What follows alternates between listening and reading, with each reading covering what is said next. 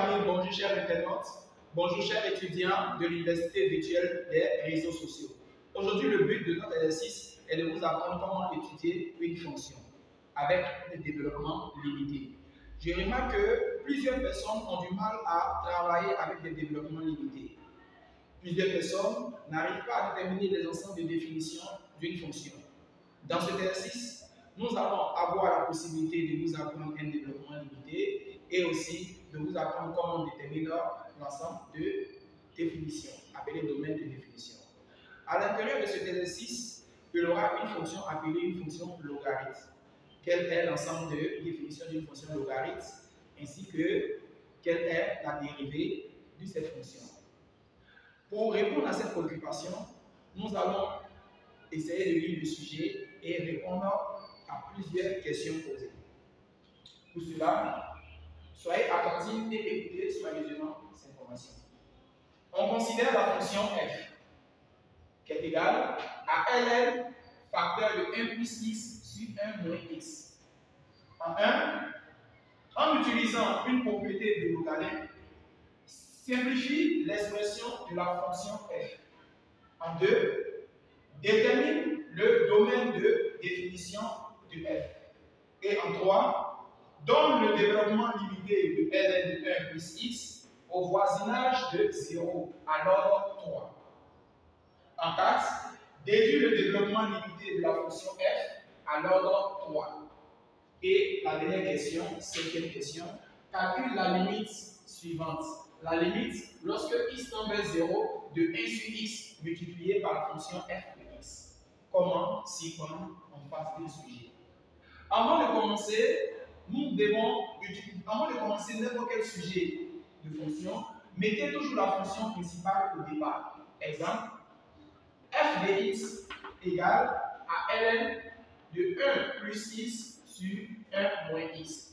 Voici la fonction de notre sujet. Nous allons répondre à la première question en utilisant une propriété du logarithme simplifie l'expression de f. La première question nous demande d'utiliser une propriété de logarithme. Il s'agit donc de quel genre de propriété? Avant de commencer à utiliser la propriété de logarithme, il faut connaître même la formule principale de cette propriété. Nous avons ln de a sur b qui est égal à ln de a moins ln de b. Voici la propriété de ln. Dans notre sujet, notre a est 1 plus x, tant à b est 1 moins x. On aura donc ln de 1 plus x sur 1 moins x est bel et bien égal à ln de 1 plus x moins ln de 1 moins x. Étant donné que l'on nous demande de vérifier si cette hypothèse est bel et bien vérifiée, nous allons comparer cette écriture et évaluer notre version que l'on nous donne. Vous voyez que c'est identique. Alors cette propriété-là est bel et bien vérifiée. Nous allons passer à la deuxième question. En 2, déterminons le domaine de définition de la fonction f. f de x égale à ln de 1 plus x sur 1 moins x. Il suffit de déterminer l'ensemble de définitions. Alors, toute fonction qui est appelée ln a pour ensemble de définitions, l'élément situé devant la fonction logarithme doit être pesé toujours supérieur à 0. À quelle condition cette écriture est différente de 0? Si cette écriture se trouve dans une valeur absolue. Je ne sais pas. Lorsque on a une parenthèse, l'écriture est supérieure automatiquement à 0. Mais lorsqu'il s'agit d'une valeur absolue, l'écriture située là est différente de 0. Dans notre cas, nous avons une parenthèse, ce qui signifie que cette écriture-là est supérieure à 0. Pour x appartenant à D de F, on a 1 plus x sur 1 moins x supérieur à 0. Sans oublier que l'on respecte la formule de A sur B. Si vous avez A sur B, la condition d'existence, c'est de dire que B est aussi différent de 0. Donc, on ne doit pas oublier cette information-là. On reprend 1 moins x est aussi différent de 0 car c'est le dénominateur. Pour continuer, si vous avez une information où A et B, les deux sont supérieurs à 0, ça sous-entend que A est supérieur à 0 et aussi B est supérieur à 0. Car si une des écritures est négative, la fonction ne doit pas être supérieure, mais plutôt inférieure. Dans notre cas, il faut savoir que les deux écritures sont supérieures. Ce qui sous-entend que 1 plus x est supérieur à 0, 1 moins x est supérieur à 0 et 1 moins x est différent de 0. Ici, nous allons résoudre que x est supérieur à moins 1. Là, nous allons résoudre que moins x est supérieur à moins 1. Et la dernière partie, moins x est différent de moins 1. Ici, on a x supérieur à moins 1, qui est déjà vérifié. Là, on a x qui est inférieur à 1. Car quand les deux signes moins se simplifient, supérieur devient inférieur. Retenez bien que lorsque les deux écritures possèdent un signe moins et vous avez supériorité, ça devient automatiquement infériorité. Vous revenez par la dernière question, la dernière partie en simplifiant ces signes moins et différent reste toujours différent. On a x différent de 1. On vient de trouver une première solution, une deuxième solution et toujours une troisième solution. Mais cette solution est identique à cette solution-là. Donc il s'agit du même 1. Après avoir fini de trouver x, il faut établir un tableau. Ce tableau porte le nom de tableau de signes.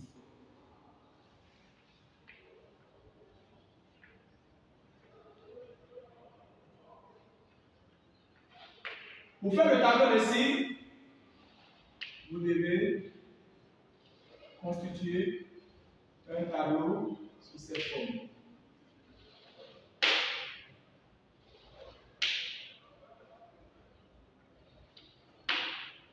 Et là, x moins l'infini plus infini. Vous devez placer les différents nombres trouvés. Il s'agit du plus petit, moins 1, et du plus grand 1.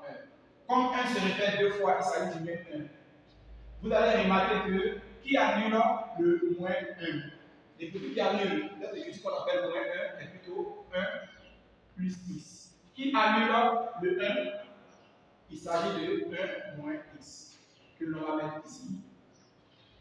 Et les deux écritures, 1 plus x sur 1 moins x, doit être à la dernière partie. Vous allez remarquer que 1 plus x, lorsque vous remplacez le moins 1 ici, vous obtenez 1 moins 1. On obtient donc 0 là. Si vous remplacez le 1 ici, vous obtenez 1 plus 1. On obtient 2, donc ça ne s'annule pas. On continue le trait. Lorsque vous remplacez le moins 1 ici, on obtient 1 moins 1. On obtient 2. Finalement, ici, ça ne plus. Lorsque on met 1 ici, on obtient 1 moins 1. On obtient finalement 0. Dans la dernière partie, il faut regarder l'information principale. Étant donné que x est différent de 1, au point 1, nous devons achérer. Donc nous allons regarder au point 1. Le point 1 se trouve ici et nous devons achérer. Pourquoi on achète? Car c'est différent de 1. Ici, l'écriture reste toujours comme ça. Alors, vous devez remplir par des signes. Ces signes-là tracassent beaucoup les élèves. Alors, comment je vais vous montrer un secret pour pouvoir remplir ces écritures-là? Vous calculez la limite en plus infini de 1 plus x. Lorsque vous calculez la limite en plus infini de 1 plus x, vous obtenez par la suite en plus infini. Exemple, je prends la limite lorsque x tend vers plus infini de 1 plus x, vous obtenez plus infini. Vous barrez infini et vous prenez seulement que le signe pour implanter ici. Dès que vous ne voyez pas de 0 ici, ça veut dire que le signe continue. Dès que vous voyez 0, ça signifie changement à mon signe contraire. À cause de la présence de 0, ça signifie quoi? Changement à mon signe contraire. Son signe contraire est le signe moins. Je reviens ici, je calcule la limite ici. En plus infini. De 1 moins x. Si je calcule cette limite-là, j'obtiens moins l'infini. Je bats l'infini et je bats le signe moins. Dès que je vois 0, ça veut dire changement à mon signe contraire. Dès que je ne vois rien, laisse-moi passer. Quand tu ne vois rien, ça laisse toujours le signe. Et ici, plus fois moins, on obtient moins. Plus fois plus, on obtient plus. Et moins fois plus, on obtient moins. Dans ce tableau, vous avez donné comme information que 1 plus x sur 1 moins x est supérieur à 0. Dans ce tableau, quelle est la partie supérieure? C'est cette partie-là. Dans ce cas-là, notre D de f, notre domaine de définition, est égal à moins 1 et 1. L'ensemble de définition est bel et bien trouvé. Si ici, il y avait plus et là moins et ici plus, nous allons dire que notre D de f était égal à moins l'infini, moins 1 union 1 à plus infini. Car c'est là-bas que nous voyons supériorité. Nous allons passer à la troisième question. Quelle est donnée? Le développement limité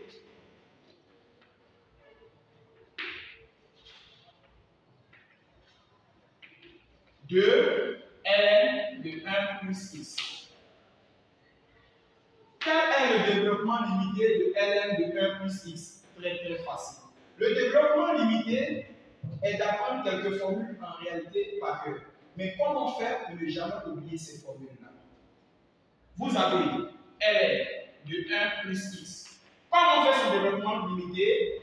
Alors, 3. Car il faut connaître toujours l'ordre pour savoir où l'ordre doit s'arrêter. L'ordre est 3. Ça veut dire que sur l'expression 3, on devrait nous arrêter obligatoirement. ln de 1 plus x a pour développement limité. La dernière partie est finie par x. Donc, on va mettre x d'abord. Entre x et le prochain, doit avoir ici moins obligatoirement. Et là, vous devez avoir 1 demi de x au carré. Encore, le carré et le prochain, il doit avoir le signe plus. Plus. Et là, les plus 1 demi, ça devient maintenant 1 tiers. Plus, comme l'ordre est atteint, ça veut dire que l'ordre est 3, on s'arrête sur 3. Plus x, alors 3, epsilon de x, car epsilon de x en 0 donne une limite de référence, notre fameux 0. Notre écriture est bel et bien trouvée. ln de 1 plus x a pour développement limité x moins 1 demi de x au carré plus 1 tiers de x au cube plus x alors 3 epsilon de x. Sachant que la limite epsilon de x de cette écriture-là nous donne 0. Nous allons passer à la prochaine étape qui est la question numéro 4. Déduisons-en le développement limité de la fonction f. On sait que la fonction f égale à ln de 1 plus x sur 1 moins x. On sait aussi que l'écriture de la fonction avec la formule, la première question, la formule de logarithme, on a ln de 1 plus x moins ln de 1 moins x. On voit aussi que l'information de la question précédente était de montrer que ln de 1 plus x avait pour développement limité x moins 1 demi de x au carré plus 1 tiers de x au cube plus x alors 3 epsilon de x. Comment l'on va trouver pour ln de 1 moins x? Sachez que ln de 1 moins x est égal d'abord à ln de 1 plus moins x. Ce qui sous-entend que je viens de transformer moins x rapidement en plus parenthèse de moins x. Là, si le moins est multiplié ce nombre-là, on obtient cette écriture-là. Comme cette écriture est identique à l'écriture du haut, on va donc remplacer par la première formule-là. Partout où l'on voit x par moins x, on obtient donc ln de 1 moins x est égal à moins x, ça veut dire où l'on voit x, nous allons mettre moins x, moins 1 demi, et partout on voit x encore, nous allons mettre moins x est égal au carré, plus 1 tiers, partout on voit x, nous allons mettre moins x au cube. Sans oublier de mettre x à l'autre 3 epsilon de x. Retenez que x à l'autre 3 représente l'ordre auquel il faut rester. Donc, x à la puissance 3 n'est pas concerné par ce moins x là. Il s'agit de tous ceux qui sont concernés, les écritures qui sont là. Ici, c'est l'ordre 3. Donc, ne remplacez pas ici par moins x. Je vous en prie. Ne remplacez pas aussi ici par moins x. Ici, ça s'agit de l'ordre 3. Par la suite, on a ln de 1 moins x qui est égal à moins x qui reste ici. Moins x élevé au carré va donner x toujours élevé au carré. Donc, on a moins 1 demi de x au carré, car le carré va faire disparaître le signe moins. Nous allons procéder ici. Un nombre élevé à la puissance 3, étant donné que ce nombre est négatif, le moins va rester toujours. Le moins étant qui va rester, va venir jusqu'en au devant. On obtient moins 1 tiers de x au cube. Car le cube, avec le signe moins, ne se simplifie pas, mais plutôt passe au devant là. Plus x alors 3 epsilon de x. Dans ce cas-là, l'on a déterminé la valeur de ln alors 3 et la valeur de ln de 1 moins x. Nous allons utiliser donc le rapport qui concerne 1 plus x et 1 moins x avec la formule qui est là. Comment s'en prendre en face d'un sujet? Nous allons procéder par ln. 1 moins x, 1 plus x moins ln de 1 moins x égale.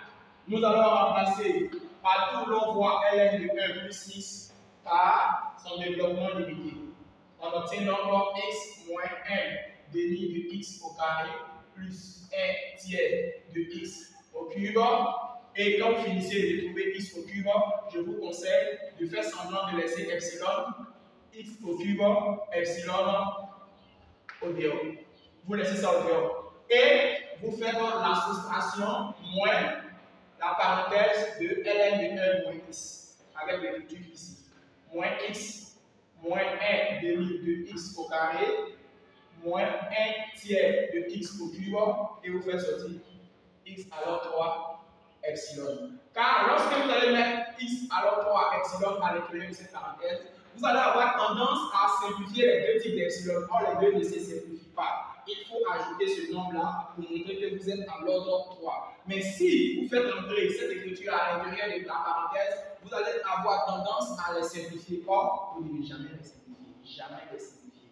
Alors, le signe moins va entrer. On obtient ln de 1 plus x moins ln de 1 moins x égale. Et cette écriture va être oubliée et ici va agir. Le signe moins va agir. Car c'est une soustraction, c'est pour l'enlever. On obtient x moins 1 demi de x au carré plus 1 tiers de x à 3 plus epsilon de x moins. Le moins va entrer, on obtient plus x. Le moins va entrer, on obtient plus 1 demi de x au carré. Le moins va entrer, on obtient plus 1 tiers de x au cube. Est-ce que nous voyons bien cette écriture plus x alors 3 epsilon? Étant donné que vous avez vraiment évidemment trouvé l'écriture qui est là, vous devez regarder les termes qui vont se simplifier. 1 demi de x au carré avec le signe moins va simplifier plus 1 demi de x au carré.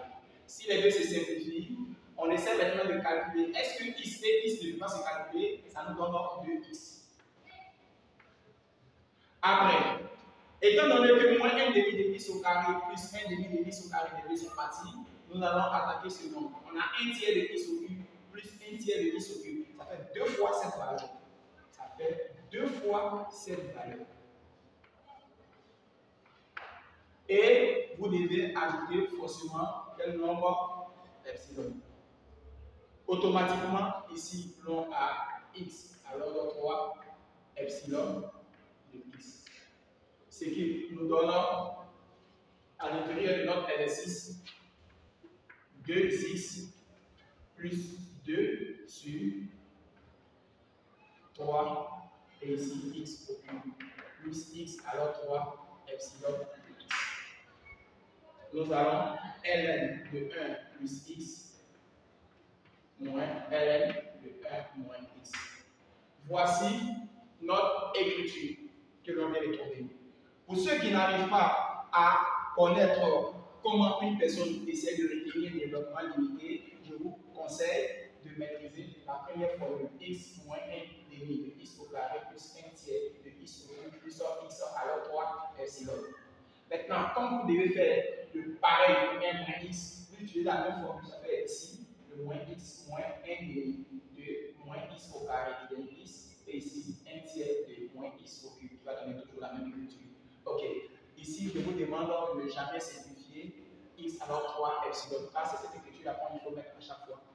Ok, donc ici l'on vient de trouver l'écriture. On peut donc dire que f de x qui est égal à ln de 1 plus x sur 1 moins x est bel et bien aussi à 2x plus 2 tiers de x alors 3 plus x alors 3 epsilon de x.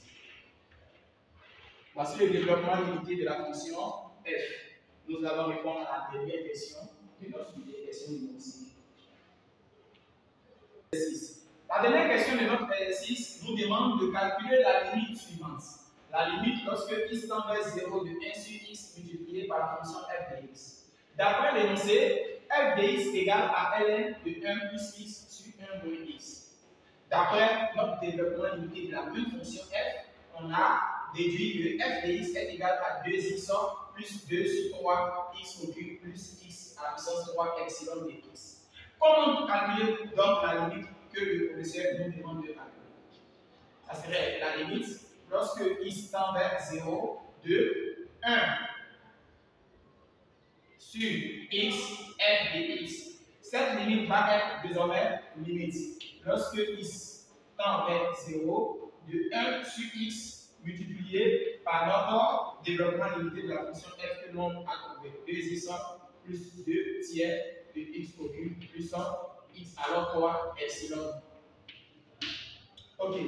Arrivé à cette étape, nous allons donc calculer la limite de notre système vers 0, rendre tout au même dénominateur. Étant donné que tout ce dénominateur-là est 1, on va faire en haut fois en haut et en bas fois en bas. On obtient donc 2x plus 2 tiers de x au cube plus x alors 3 epsilon de x sur x. Nous allons simplifier par tout long voie x, toute écriture par x. On obtient la limite lorsqu'il tend vers 0 de cette écriture simplifiée par ça. On obtient donc 2 ici. Et cette écriture par cette expression 2 tiers de x au carré. Car on a simplifié une seule fois, une fois qu'il va rester 2 fois en haut. Plus x au carré. Dans ce cas-là, cette division, l'ordre droit peut être simplifié. On a x au carré epsilon de x. Désormais, il faut savoir que la limite en 0 de 2 tiers de x au carré va nous donner 0. Car le x est bien remplacé par 0. On obtient 2 tiers fois 0, ça nous fait 0. La limite en 0 de x au carré epsilon de x, ça nous donne 0. Il va rester donc 2. Notre réponse de sujet est égale à 2.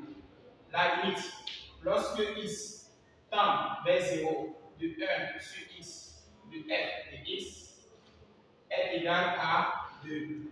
Car la limite, lorsque x tend vers 0 de 2, nous donne 2 toujours. Et la limite, lorsque x tend vers 0 de x au carré epsilon de x nous donne 0. Et aussi, en conclusion, limite lorsqu'il tend vers 0 de 2 tiers de x au carré, on a 0. Donc, la réponse de notre sujet est bel et bien 2.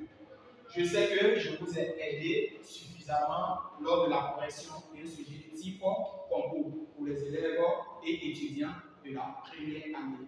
Donc, je vous demande de partager cette vidéo à plusieurs de vos camarades ainsi que de m'envoyer plusieurs préoccupations que vous n'arrivez pas à maîtriser dans ma boîte et je vous demande d'adhérer aussi à l'université virtuelle des réseaux sociaux. Sur ce, je vous dis au revoir pour une nouvelle vidéo. Merci beaucoup.